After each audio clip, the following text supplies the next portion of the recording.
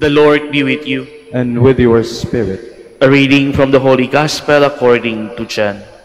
Glory to you, O Lord. Jesus said to his disciples, This is my commandment. Love one another as I love you. No one has greater love than this, to lay down one's life for one's friends.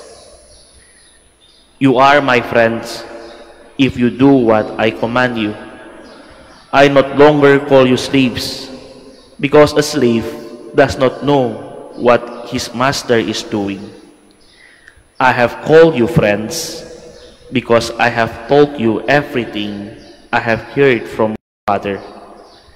It was not you who chose me, but I who chose you, and appointed you to go and bear fruit that will remain, so that whatever you ask the Father in my name, He may give you.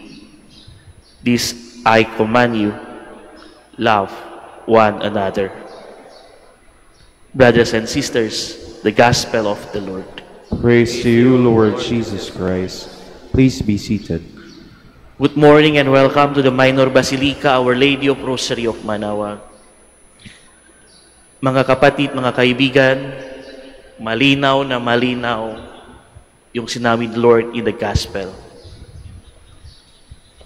I call you friend. Ibig sabihin, kayo, you and I, we are the friends of the Lord.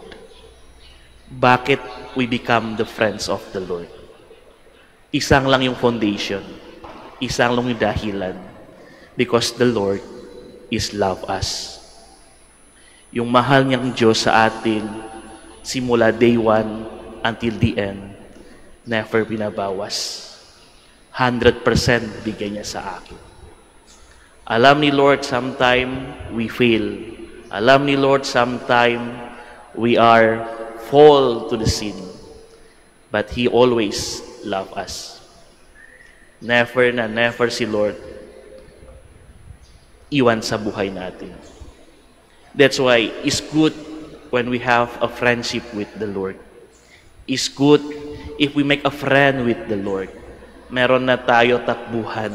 Meron na tayong isang tao, we can tell everything sa difficulty in our life. Sa buhay natin minsan, we are very happy also if we have someone, friend, to walk with us, to talk with us.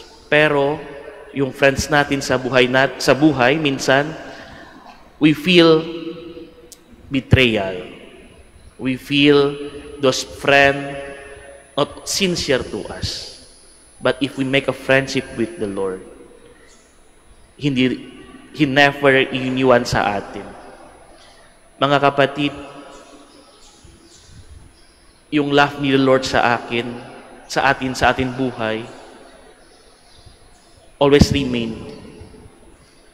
Kahit sabi ko kanina, kahit ano nangyari sa buhay natin, yesterday, today, tomorrow, His love never changes. Minsan tayo nga yung tumakbo sa Kanya. Minsan tayo nga yung run from Him. But He remains still there, waiting for us to return, to talk again with us. Today also, my batch, 5 of us, Father Ayan, Father Sid, Father Wilhelm, Brother Mark, and myself, celebrating 10 years profession anniversary. 10 years ago, 5 of us promise to be obedient to the order in the same church.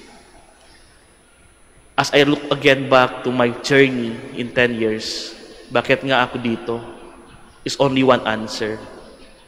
Is love of God. Because I feel the Lord loved me so much. And I also falling in love with the Lord. Second, why I remain? Because of the mercy of the Lord.